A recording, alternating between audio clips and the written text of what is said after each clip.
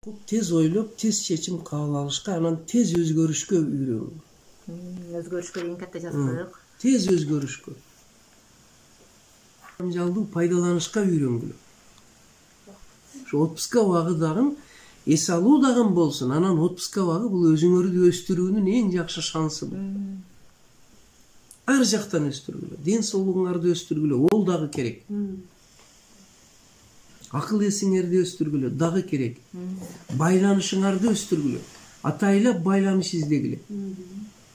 Шундай силерди өстүрө турган, вы меня обогатили дей тургандай адамдарды издегиле.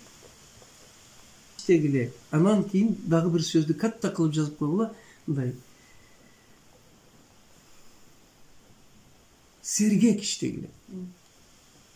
İşlerim, bul окуп атканым, bul үйрөнүп атканым, bul өзүмдү өзүм ден соолугумду, акыл эсимди, рухумду күчөйтүп жатканым, балдарым Нурмухаммед, Нурсултан, Роза, Үмүтайлар үчүн, Бактыярлар үчүн экен деген ойду бүгүн мана алдыңар. Биринчи жолу мына айтып атам силерге. Алдыңар, бул силерге неиссякаемый источник дейт. Түгөнгүс бурак шыктануунун, мына азыр айткан сөзүм. Буга калса 20-30 жыл бар. Мүмкүн. Бирок азыр даярданыш керек. Убакта уже жетишпейсиң.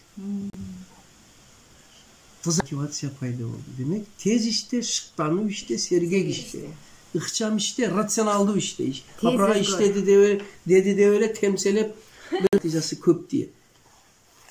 Анан бая мен дагы бир сөздү айттым. Мына өзүңөр ам жазгыла, Нарбуу дагы вы меня обогатили деген адамдарды тауып байланышты чыңдагыла, тамырды таштагыла, тамыр ташта, тамыр жай. Вы меня обогатили дей турган адамдар болсо, ошондо анан кийин күйөөңөр өсөт. Күйөөңөр өссө, силердин дагы жашашыңар, ишиңер жакшы болот.